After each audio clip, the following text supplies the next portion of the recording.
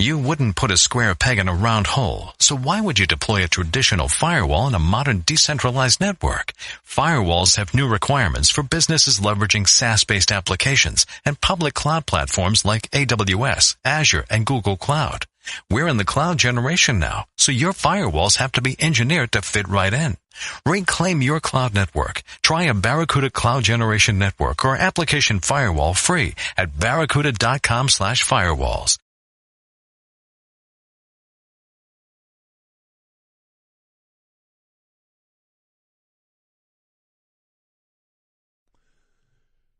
Happy Tuesday, everybody. Welcome in. Glad you're with us on Golic and Wingo on ESPN Radio and ESPN2. Trey Wingo, Mike Golic Jr. We are presented by Progressive Insurance. All phone guests today will join us on the Shell Pennzoil Performance Line as we get set for our last show in Bristol before we hit the road. And Golic and Wingo will be on the road from the Hard Rock Cafe in the Mall of America in Minneapolis. It's presented in part by AutoZone. Get in the zone, AutoZone, and when we get to Minneapolis, we will be in full Super Bowl zone mindset. Yes, we will. But we need to get there. And I'm a little concerned, big guy, that you may have some issues getting there because you took one for the team yesterday. It's embarrassing. It is absolutely. So please tell America. Yeah, exactly. It's embarrassing, so now bear it in front of this nation. So we my wife and I, we have 3 dogs. Yeah. Tahoe is a lab and then 2 pugs, Harry and Hank. And we have a route we walk with them through the woods. We walk to the woods. It's in a back end of a cul-de-sac. Then there's a wood trail, a bunch of trails that we go through. My wife, Mike, your mother, has been under the weather. By the way, I love that. My wife, just to clarify, your mom. Yeah. Okay, Well, just so we're in clear case you there. forgot that. In case Mike has had trouble clarifying who his dad is. Okay. So, It's a fair point. It's been an issue on this show. Yeah, we played that on the air, actually, exactly so continue. Right. So I took the dogs by myself on the walk, coming right to, and I have them. You go into the woods, and I'd let them off the leash to let them run around in the woods there. And as we're getting close to the end of it, I put them back on the leash. Well, before we were getting to the end, I saw a guy come who was walking by himself, no dog, just a walker into the woods, and Harry is the youngest. He's just a year old. He's a fun-loving dude. He means well. But he can jump up a little bit to just being fun. And I didn't want him to do that, so I kind of grabbed him. Hank and Tahoe ran off by the guy, and I was trying to put the leash on Harry, and I got twisted up. So when I got the leash on Harry, I kind of let go of the collar that I had on, and he took off. And the leash started spinning around my legs, and I tried to be the athlete and jump over it. Didn't make it quite over it. And my foot caught on it. I came down on my one elbow, but it wasn't my elbow it hurt. It jammed up into my shoulder, and now I cannot lift my left arm up. So I cannot lift it up, my shoulder. You hit the basically the elbow and the funny bone, and it jammed right up? Jammed into my shoulder. I would been up since 1:30. I couldn't sleep the last 2.5 hours of normal sleep I was going to get. It's just, and then what's worse, the guy saw me. Oh, yeah. The guy saw me fall. Yeah. I'm laying on the ground, and as he walks by, he just gives me that pity look. You all right? Yeah. I didn't even make contact. Yeah, I'm fine.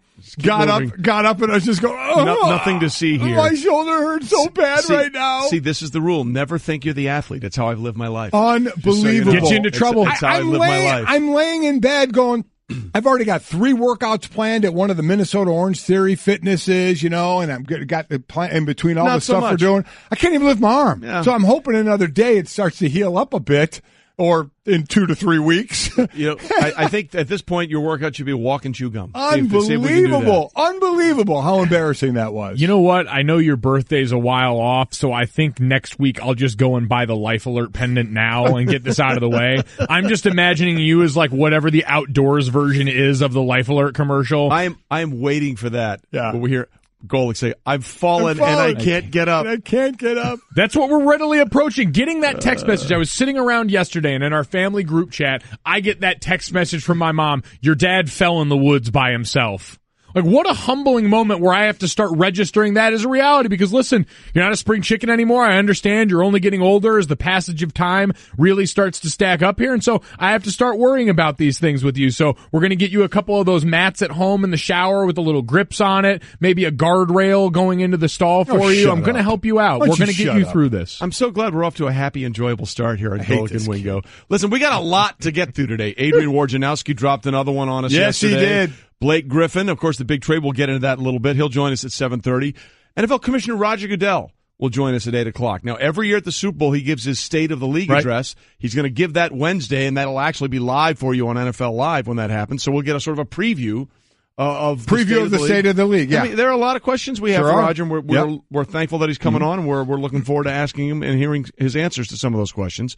Carlos Boozer will join us in the 9 o'clock hour, two-time All-Star, to talk about the Blake Griffin trade and what would you rather have? Like, Blake Griffin's getting all the money in the world. Yes, he is. But he has no control over his future, and he went from L.A. to Detroit. So I'd actually be a great thing to put on our Twitter feed at Golic and Wingo. If you're an athlete, would you rather take as much money as you can, or maybe have something where you can control your destiny a little bit? Less money, but control, like a no trade clause. Though there aren't not a lot, like there's a lot of them in the league. But he would have qualified. He was eligible for one. And he took and the LA. We'll get into it. They ended up giving him an extra year, make more money. So. But boy, what a realization yesterday. You're moving from L.A. to Detroit. Wait, what? I said I don't even know what the ground transportation area looks like in the Detroit airport. Connected through there plenty of times, but never even looked to go to baggage claim in that it's a area. wonderful, wonderful city. It is, actually. We had a great Super Bowl there, but we did. It was all indoors. It was all indoors, as we're going to do now. You mentioned that Detroit airport. That one terminal, the Delta terminal. Oh, yeah. At the Detroit airport. The A terminal. It is amazing. It's so long. They have that tram that literally takes you from one end to the other, and it's got like so many shops and restaurants. There's a hotel, all that. Right, the Delta terminal at the Detroit airport is off the charts good. They've really upgraded it too, because I remember hearing horror stories about it. They got a P.F. Chang's in there now. Yes, there's a Gordon Biersch on one end. You got a Qdoba in there. They got froyo places. There was a peanut butter and jelly. Yes, there was. Yes, it's one of the. I don't know what it's called, but all they do is peanut butter and jelly stuff. It's awesome. I don't think it's there anymore. It's not. I don't think it's not. They did away with that in the Mrs. Fields during the reorg, and I still haven't quite recovered from that. That was a staple in my pre-diabetes. Well, then that I would make sure Blake, don't go to Detroit. Fight this. If you don't have the peanut butter jelly thing at the airport, it's not worth it. And actually, really quick from a technical side, I do not believe he could have gotten the no trade. Okay. You're saying he could have. It's saying 8 years in the league. This is his 8th year. No trade clauses in the NBA. Okay. One last summer, even though he had been on the floor. Okay, for 7 seasons. So I like that. You have to be on your team for 8 years, but it said even though he'd been on the floor for 7 seasons, he's actually been in the league for 8. Entering this he was year. injured for his whole rookie year, right? Okay. Wasn't that part of it? There you go. So he was just the process before the Sixers. There you go. Everybody's a rookie their second and third year. And Al Michaels will join us at 9:30 again, calling his 10th Super Bowl on Sunday for NBC. We look forward to that. So let's delve into everything that's big in news besides Mike getting old and not being able to lift his elbow. Unbelievable. It's time for Off the Top. Whether you like it or not, it's just beginning. With Golic and Wingo. All right, we start off the top with the big news that Adrian Wojnarowski gave us, our fabulous ESPN NBA insider. The Clippers trading Blake Griffin to the Pistons on Monday for Tobias Harris, Avery Bradley, Boban Marjanovic, and a first and second round draft pick. Now, the first round pick is somewhat protected. Yeah, top 4. Yeah, right. Griffin, who signed that 5-year, $171 million deal this past offseason, scored the second most points in Clippers franchise history. I mean, basically, if they don't re-sign Bradley, in 2019, I think it is. This is basically for a first and a second round pick. Yep. I mean, what a day for Blake. I mean, again, L.A. going to Detroit. We can start to look at the teams. The Clippers obviously selling off. Is DeAndre Jordan next? Lou Williams next? Who's going to get traded next? Obviously, Chris Paul, we know, isn't there anymore. And for Detroit, is this the only way they can get stars? You have Andre Drummond. You have Blake Griffin. We'll get into how it's going to work, but it's a team that's 2.5 games out of the playoffs right now. What can you hope for, and what can you build around those guys? I think I saw in Zach Lowe, one of our who covers the NBA for us, wrote in his article that the goal there might just be super mediocrity, which looks like winning maybe 50 games on the top end, being a middle-of-the-pack playoff team. Expectations are different everywhere, but the driving force behind this move continues to be teams trying to shuffle the deck, and especially if you're the Clippers, maybe preparing next summer where we hear all these LeBron to L.A. rumors, we just don't know which part of L.A., and maybe the Clippers trying to position themselves to be in the sweepstakes. Well, they're clearly rebooting, and you're right, because I think Lou Williams is probably going to go, and DeAndre Jordan is going to go before the deadline, so they are clearly remaking themselves, but the question is, are they remaking themselves for what you just said about, or just to try and start over? Because, what kind of sell would that be? to try and get LeBron. What else are you going to say? Come here. We have all this money. We don't have any other players. Yeah. But, come here. Well, I think we've got room for the rest of the guys that you might want to bring on, because at that point, that's the only thing to appeal to LeBron, right, is a place where you're not cap strapped. It's exactly right. That's what and the reports are out there that they're going to make a run at him, which would mean you're probably Lou Williams and DeAndre Jordan. One or both will be on the move. And I think just for the reason Mike said is then you say, okay, we got all this room. Who do we fill in the void Bring with? in everybody you want. Yeah. If you pick your band of merry men, then let's come Bring here. With you. We'll see. Bold strategy, Cotton. Let's see if it pays off for him. Off the top. Meanwhile, fresh off their trade, the Pistons host the Cavs this evening. Cleveland has struggled in the spotlight lately, having lost 6 straight games on national TV by an average of 16.8 points per game. But that's the glass half empty scenario. The glass half full is they've actually won 2 in a row. They've won 2 in a row. They're trying to figure out that rotation. The last time around, everybody was happy except Isaiah Thomas, who didn't play in the fourth quarter. And oh, by the way, you're playing a team in Detroit that's lost 8 in a row. So, but now have Blake Griffin. So yeah, they've got that added boost to things. But this should be another place, I think, by most estimations, where Cleveland can continue to try and build some momentum here and get healthier, continue working through that lineup and watching to see what Ty Lue is going to do down the stretch, to see if that's a team who certainly has a ton of questions going into this offseason, can at least get some answers in the immediacy.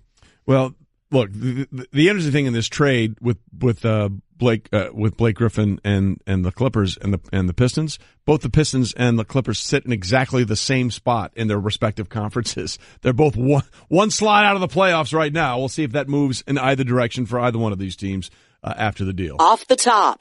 Staying in the NBA, the Celtics edged Denver 111-110 behind 27 points from Kyrie Irving, 10 of which might came in the fourth quarter. Yeah, how about, I always love the little stats, the little add-on stats. It's Boston's 4th 1-point win this season, tying them with the Heat for the most in the NBA.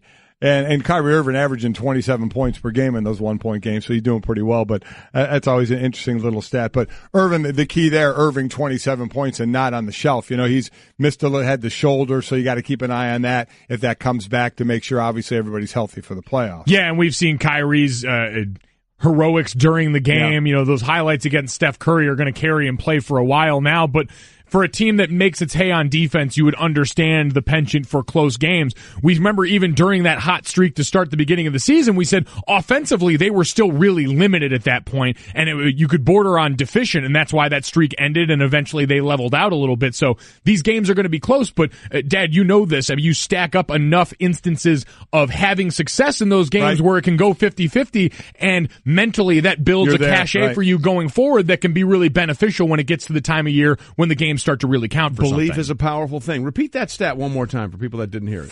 This is their 4th game 1-point victory, tied with the Heat for the most 1-point wins this year. That means I don't know what it means, but to your point, Junior, I think it means something, because belief is a powerful thing. And you've been through this scenario where you've gone through this time and time again. You believe it's going to happen. And sometimes that can be enough. And for guys that maybe haven't been through it before, because that's what Kyrie Irving brings, right, is a belief from a different team of, I know how to do this. Closer. And so for guys haven't been through this before, to not only see that, but to have one guy you can point to and rely on that much in that role, that takes a lot of the weight off the rest of the group. It certainly does, and especially with what Kyrie is famous for, is finishing at the rim. You know what I mean? Finding a way to get that shot when it matters most. Off the top. Speaking of shots, we're going to have a bunch of them on May 5th. The Canelo Alvarez Triple G rematch has been set for May 5th. Oh, listen, I'm all in. Bingo. I mean, as we said, there was the big talk when McGregor fought Mayweather. Was that going to stop some people from the Alvarez Triple G fight? And I thought, no, they're two different things. One was purely entertainment in Mayweather and McGregor, and the other was an actual boxing match, one that we actually cared about and one that we saw go to a draw. I mean, these are two. Alvarez 41-9-1-2, Triple G 37-0-1 now. I mean, I'm absolutely all in on this one, and I'll buy this one. And I think it's great you get a rematch like this. It continues to build the characters. If the first time around, maybe for someone who is a casual fan, and we always talk about trying to rope in the casual boxing fan, the first time around, if that was your introduction, you said, all right, I like what I saw here. Oh, you're giving me these two guys again whose names I now know and am familiar with? Yeah, I'll absolutely buy that ticket again. So this is what we talk about all the time, health of the sport type moves. I think this is one that definitely trends in the positive direction. And then all those with the tinfoil caps on, the conspiracy theorists say, well, this was set to be a draw, so they would do the rematch. Sure. Yeah. You bet. Tighten up that lid. That's it. Get the antenna pointed in a different direction. That was Off the Top. We are Golick and Wingo, presented by Progressive Insurance. Progressive's home insurance. Get your quote at progressive.com today. Again, Adrian Wojnarowski will be joining us later on to talk about. Look, we're all set to come in here and talk about opening night of the Super Bowl, which we'll get into a little bit later. And there were some interesting things that went on, as it usually does on what used to be called Media Day, and now it's opening night. It's opening night of the Super Bowl. Yeah. Our extended dance mix run of one game, but it's opening night for that one game in Super Bowl week. We'll get to that a little bit later. Bill Belichick's fedora and Tom Brady's gloves. We'll cover all of those fashion statements. Right? How about that? Those important things. Everywhere. But the interesting thing that happened was the news by Adrian Wojnarowski, this big trade of Blake Griffin. And, we'd heard the name Lou Williams. We had heard the name DeAndre Jordan might be moved before the deadline. But even Woj said he didn't think Griffin would be the player traded away. Surprise. I think surprised that Blake Griffin went before the other two players who they've had more consistent trade talks with, as we said, Jordan and Lou Williams. But for Detroit, this is an all-in play for them. They gave up their first-round pick in 2018, and their only chance in Detroit to get a star player is through a trade. And now the Pistons with Stan Van Gundy in an important year for him are all in on trying to make the playoffs. So this really is okay. There's two ways to look at this trade. It's Detroit trying to do something, right, for this season. Right. Or it's the Clippers trying to do more important things beyond this season. Right? That's sort of the way this shakes down. I think there has to be some with the Clippers. The Clippers obviously have a plan. And I'm sure at the moment it seems to be getting rid of everybody. They may be at this point going, wow, they took him. They actually agreed to this. Oh my God. We got so much money left. And they took him. I think that's what Woj is talking about. He expected it to be, one of the others, in this one, Jordan or Lou Williams. So it's like, okay, let's make some calls on our big money guy. And oh my God, we got to call back. Holy smokes! That's one of those you shoot your shot, and then when it goes in, you're like, wait. Because you sit there and you look, when you start to break it down, because you look at other, forwards out there, Paul George, Jimmy Butler, and the type of forward they are, and Blake Griffin. Listen, Blake Griffin. You're a forward today. I don't care what kind of forward. You better shoot threes. Correct. And he's just starting. He's on pace to shoot the most threes this year than he did in his career. So he's trying to add that part to his game, which is something he needs to do. You have an Andre Drummond now who he's going to work with. Andre Drummond's a really good passer. Not as good a defender as Jordan was out with the Clippers, but he can pass the ball. We know Blake can. Wait for the pick and rolls with those two big guys, having a little fun doing that and lobbing to one another, which they could be doing. But Blake Griffin, while one of the great athletes we've ever seen play this game, does he fit the game of today? Is he working? And will Detroit be able to build around him and Andre Drummond? Yeah, to me, I don't know what this does but put butts in seats for Detroit. It can make it entertaining. And for teams that exist in markets that, listen, I don't know if Detroit, where it qualifies market-wise as far as the media, but this feels like a smaller market team, one that's going to have a little more trouble recruiting high-profile stars in this day and age where player agency is so high. So this, for them at least, is an interesting name. Blake Griffin's a guy that is, one of the more mobile bigs. Yep. On the Clippers side, it also gets interesting because we talk about this might be motivated by next summer and the teams with LeBron James, but there's always been this interesting dynamic around Doc Rivers and the way that he's coexisted with, we've seen after the fact with Chris Paul and the cold feelings kind of between the two on both sides. And now this, and understanding and hearing a lot of our NBA experts talk about the relationship in that building between Doc and Jerry West, who came over, we remember from Golden State, is in consulting, but has a strong voice in that building and one that doesn't necessarily coincide with Doc's. Well, it's just look at the difference in the starting lineup for the Clippers now as opposed to opening night a year ago. Chris Paul, now a Rocket. J.J. Redick, now a 76er. Mbah Moute, now a Rocket. Blake Griffin, just recently minted as a Piston. DeAndre Jordan, still here. So clearly they are moving on from what they had to something completely different. Yeah. You are a Lou Williams trade away from Austin Rivers being the leading scorer on your team. See, right. I mean, this is what this is really all about. Doc Rivers is like, I'm going to make my son the star of this team. It's getting there. Who else would drag their son into a setting just to highlight his abilities? Oh, if that were the case, it would be I get where you're very going. interesting. Oh, I got that one. Yeah. Wow, well done. I wasn't very subtle with it. No, you were not. In any extent. But did you see, guys see yesterday, someone pulled the clip as a reaction to this trade. Remember the State Farm commercial with DeAndre Jordan and them where DeAndre comes running down the stairs? We were robbed. And used that as the reaction to this trade because DeAndre Jordan's got to be looking around going, well, I did not expect to be, throughout all of this, the amount we've heard his name dangled out, probably didn't expect to be the last man standing. Did you see the other one that was going around was from Captain Phillips? When the ones that when this is Austin Rivers now, I'm the captain now. I was like, well, that's the thing. No. You look at this trade, and one of your first reactions is, really? That's all they got for Blake Griffin? Yeah. So how much of this do you think is the injury concern and the salary, which is, again, $35 million per season, almost $39 million in 2021 for Blake Griffin. It's a lot of money for what, 66% of games over the last few seasons? Over the last 4 seasons. 6, and before that, I mean, he had barely missed anything, but he's getting nicked up. Some fluke injuries, you got a busted kneecap. But as you get older, those fluke injuries tend to become less fluky. You punch someone and hurt a hand. I was going to say, that one wasn't as fluky as it was. That one's fluky. That one's fluky. Sort of dumb, but... Yeah. Well, again, and we'll put this up on our Twitter feed.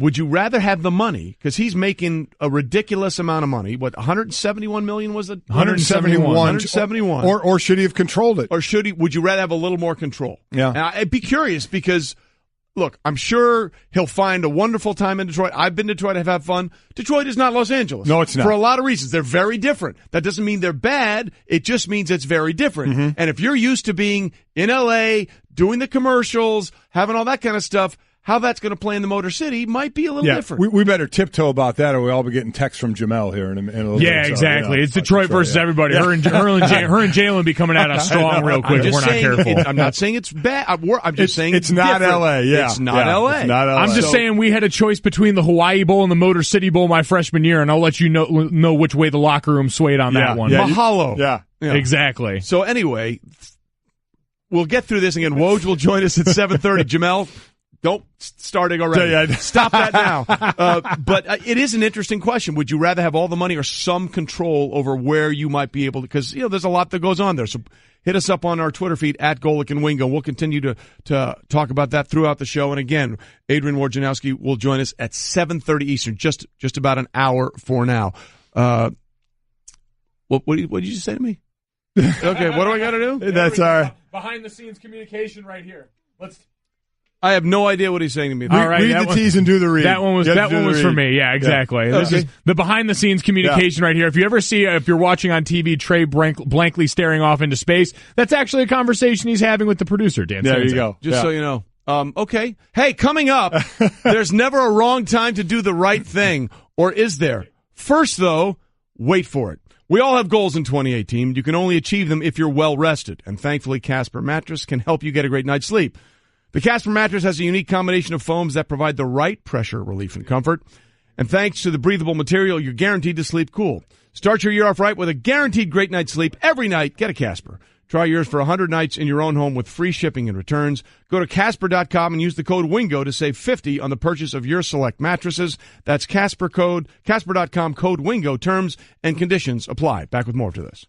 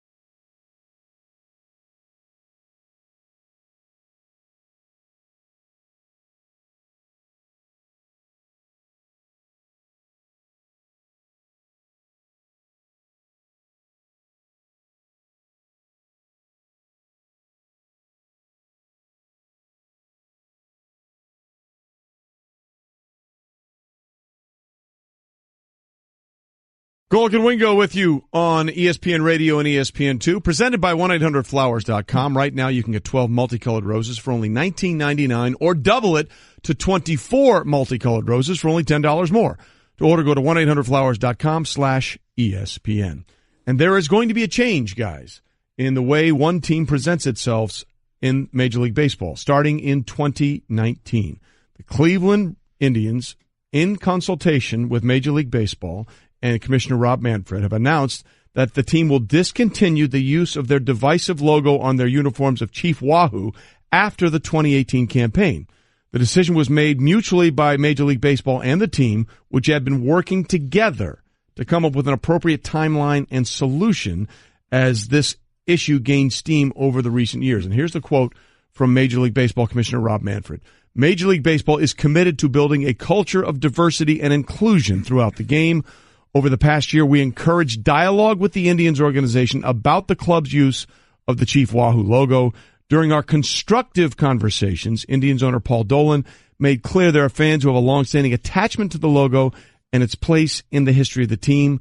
But even with that, guys, they have decided that it is no longer appropriate for on-field use starting in 2019. Mike, I heard you, obviously, your show get after it a bit this morning, and one of the questions I think people bring up is, wait a minute, this thing started in 1947. Why now?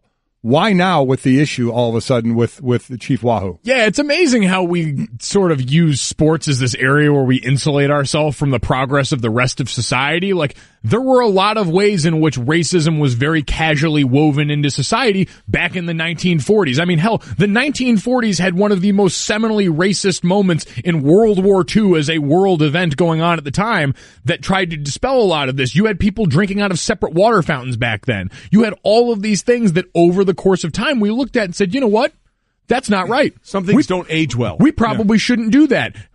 Spoiler alert, saying that we've done it this way for a long time is not a good reason to keep doing something when there is inherent wrong involved in it. And so we have finally, in 2018, looked up and realized the wrong in this. We've decided for whatever reason that it still won't take place until 2019. Yeah, I was about to say, technically 2019, which makes this whole thing a little bizarre. Yeah, right? we'll definitely get into that. But, I mean, this will wash over into the Washington Redskins now, and we'll have the Commissioner, Roger Goodell, on. We'll ask him because clearly here baseball had an influence. Yes. Can the NFL have an – because Dan Snyder has been wholly against this, right? You know, in changing their nickname. Does Roger Goodell in the NFL – can they have a say in this somehow, some way? So it's something that we can get into. But I guess my only issue, Mike, and I heard you talking about it this morning, would be those, and we are in a time where you can jump on the wagon, right? The social media wagon. For those that this isn't a big issue, but they just jump on it. You know, there are a lot of people that are singing about this now, about how bad it is. Were they doing it 3 years ago? Were they doing it 4 years ago? Were they doing it 2 years ago? I mean, Can you look kind of a little bit awry at them for saying, well, why? Wait a minute, why now? For those in a position to talk about it or write about it, were you doing it 2 years ago? Were you as hot on it? Why? If you weren't, why now? Because everybody else is? Well, everyone is a tipping point. Right? Like, everyone is a tipping point in almost any issue where something shows up enough on your radar where you say, maybe I'll take a look at this. Maybe it's a realization that you didn't have before. Well, yeah, to that point, what you're saying, why now? But to me, the ultimate is why not now? I mean, why?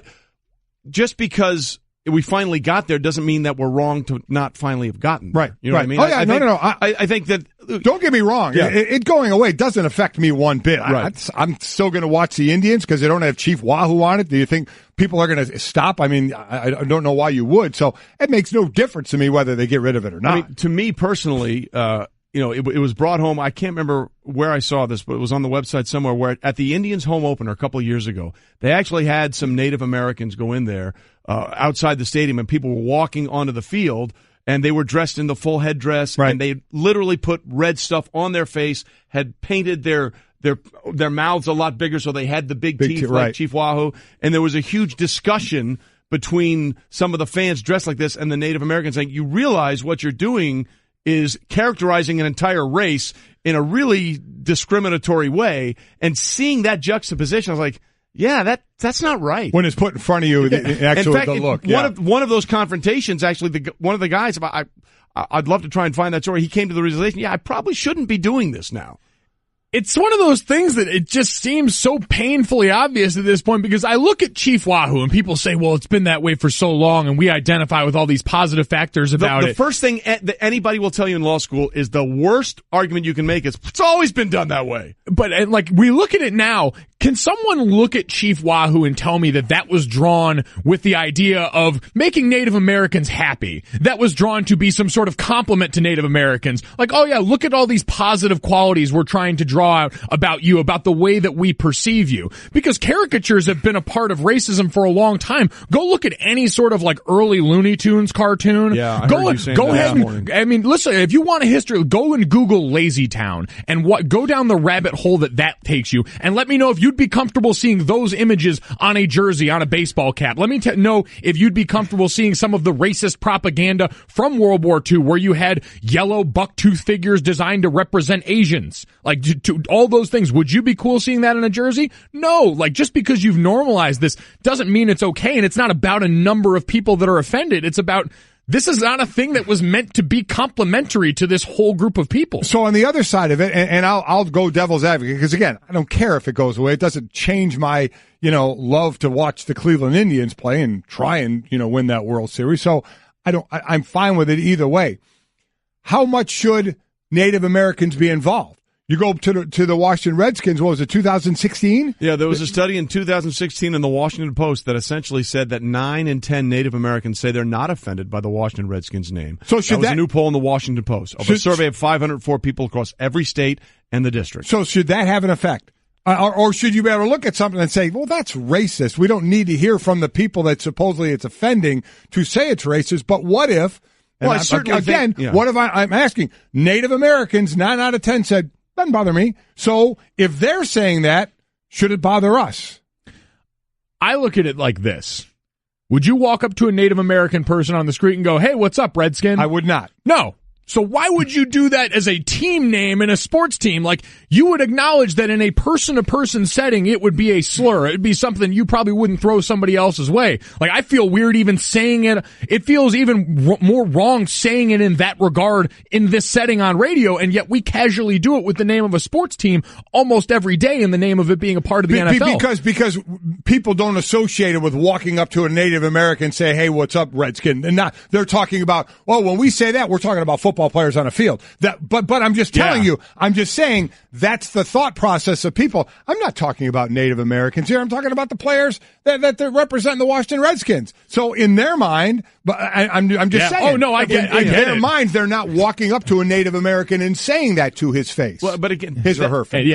But that goes to the entire point of, do you understand it from somebody else's perspective? Exactly right. The weirdest thing about this whole thing. The weirdest thing is the timing and how this is playing out, and we'll get to that in a minute, and why it's the sort of the issues and the statements that Major League Baseball put out as to why they're getting rid of it, because they find it offensive, yet they're still going to allow it in 2018. Right. We'll get to that and explain the moves behind that. All right, so back with you on Golic and Wingo on ESPN Radio and ESPN2, presented by Progressive Insurance. All phone guests, including Adrian Wojnarowski, next hour will join us on the Shell Pennzoil Performance Line. But going back to the topic we discussed or started talking about in Major League Baseball, Chief Wahoo will be removed from the Cleveland uniforms and won't be on the field anymore starting in 2019. And we're like, okay, I think the thought process we all had, if you've come to this place where you think that it is not right for him to be there, why are you giving him a farewell tour, essentially? And here is the interesting sort of legal standpoint. Why it's going to be 2019. Major League Baseball and the Indians opted to have the caricature removed from the on-field uniforms next year, but the logo will still have a limited retail presence in Northeast Ohio and Goodyear, Arizona, in order to maintain control of the trademark, ensuring that another group could not seize it and profit. The Indians need to retain some level of retail involving the logo. Yeah, if I'm reading this, correct me if I'm wrong on this. You brought it up for if you lose a trademark, others can have that trademark, make the same stuff, and all of it could be worn wear at the Indians game. Yeah, this actually briefly happened in Washington with the Redskins when they lost the rights on that trademark when it was deemed an offensive logo, and they lost that, so other people were able to use that exact image on shirts. So what would then be stopping a group of angry Indians fans who were upset about the loss of Chief Wahoo from licensing and using that logo themselves to make shirts and then flood the stadium with them? So basically the thought is to put it on limited merchandise outside of the players' uniforms to keep hold of the trademark so somebody can't mass make it. In the area, not in the, like they wouldn't be selling that merchandise in the stadium or anything like that. It would just be enough to satisfy the terms of the trademark. The legality of it. Yeah. But then you could look at this and say, okay, so you guys are getting rid of this because it's offensive, but you're still going to be selling the merchandise and making money off of it. Mm-hmm. And that you can look at it that way, but from a legal standpoint, I think I understand what they're trying to do to make sure it isn't put out there in mass. Yeah, because right? that's what somebody would do, right? For sure, without question. But it's still strange that we have like a leap year in the middle where it's going to still be on the teams. And that's the part that I think some people are having a problem with, including your friend and our compatriot here, Mina Kimes, said this about the basically lack of like a 12-month grace period for Chief Wahoo. The jig was up on this when people in baseball years ago admitted that it was offensive and that they've been phasing it out as though it's not a binary between offensive and inoffensive. I don't know why it's taking a year to retire. I mean, does racism need a retirement tour? Do we all have to look at this thing another year for some reason? My only hope is that they show it in all of its grotesqueness and comment on it and are honest about it over this next year's so that players and fans can see the logo for what it is, which is disgusting. So again, that logo is going to be out there for another year. But on uniform, but longer than that. Yeah. It's going to be out there so that they can hold on to the trademark again so somebody else can't mass produce it. So it's still going to be out there. And so, but the question is, why does it have to be on the players' uniforms this year? That's what I don't understand. Somebody tweeted in saying, well, they can't change the logo until 2019 because all the uniforms have already been bought for this season. Seriously, dude? Seriously? They don't make enough money that you can't change 25 uniforms to take the logo off? I mean, come on. Stop it. I mean, if they wanted to make the uniforms not have Chief Wahoo on it, they could do it this year, right? And I think that might even be speaking to the merchandise uniforms that you sell to fans that would have the players for this year with that Chief Wahoo logo on it, to which my result is that gives you the opportunity to create even more jerseys and more merchandise, I would imagine, albeit that would be on short notice. Maybe that's difficult, but this is all about controlling what you control, right? To your point, the merchandise, even after this year, is still going to be out there in circulation. You're going to be able to get your hands on it if you're a fan, if you want. It's about the team controlling their end. So let me ask this general question, and we only have a couple of minutes here, because it does, a lot of people do say this. And this is from Neil. And he wants to know, this is a question for everybody, and you answer it in your own way. Where do we stop being offended? Atheists, angels, saints, PETA, animal mascots? A few years ago, pirate ancestors filed a grievance against ECU. So where does it, if I guess back to what I heard Will Cain talk about it, if one person is offended, that's enough. I disagree. I believe I would disagree with that. He was saying the opposite, that one person should not be the one. He's absolutely the other way there. Where does this That's go? An excellent question, and I don't think any of us can have the exact answer for that. The question then becomes, for me, especially, I can only speak to specific things, okay? Generalities never work in these discussions, right? Because that's a vague cloud that, where's the line? Right. That's great, but you know what? We can find the line one thing at a time. I hate when people say, well, it's a slippery slope. Okay, but let's try that and see what happens. I mean, no one's saying we have to go all the way in on everything. Let's just take this one at a time and see where we stand on this thing. And if we come to a conclusion on that, we'll move on to the next one. But this vague, well, where do we draw the line thing, that's just an easy out to me. Yeah, the slippery slope is a nice way to try and halt any and all progress. Stop it, we're not doing anything. You can find a way to do that. My response would be, mascots is sort of the perfect area for this, right? Because what matters less in the grand scope of life than a mascot? Like, we get people all the time in this, well, I'm Irish and I'm offended by the Notre Dame leprechaun. Change it tomorrow. I don't give a damn. Because when I identify with something like that, the one thing I love in the way that fans love their teams is Notre Dame. You know how far down on the list that stupid leprechaun is? Still Notre Dame. Yeah, it's still Notre Dame. It's still the Dome. It's still the place that made me who I am. It's all of these things without that one thing. So we're talking about an area that's comparatively low stakes and things that we're talking about that are still clearly defined as racial slurs, as racist caricatures. Like those things to me seem inarguable in this, and that's reason enough. See, I get that part of it, but then there are others who are offended by other things. So I guess that's the question this person is bringing up. That sounds like a generic, there's these other things that we're offended with. Look, if you can find me one thing specifically, we can talk about that as well. This seems pretty cut and dried, to your point, Mike. Going back to those old cartoons, those would never be made today. Yeah. And that's a good thing that they wouldn't be made today. This one seems pretty clear. It's one of the things we see all the time when we see an old movie. We're like, boy, you couldn't make that movie today. Yeah, you cringe a little bit because you realize how insane it is. This is that on a baseball uniform. So, again, it'll have a going away period in 2018, and then it will be gone from the uniform in 2019. And that, ladies and gentlemen, was Straight Talk. Brought to you by Straight Talk Wireless, nationwide coverage on America's largest and most dependable 4G LTE networks. You know, when we thought we were coming in today, we'll talk all about Super Bowl opening night. We will eventually get to that. Yeah, let's get to the important Brady's questions. gloves and Bill's fedora. Yes. It's all ahead. Stay with us.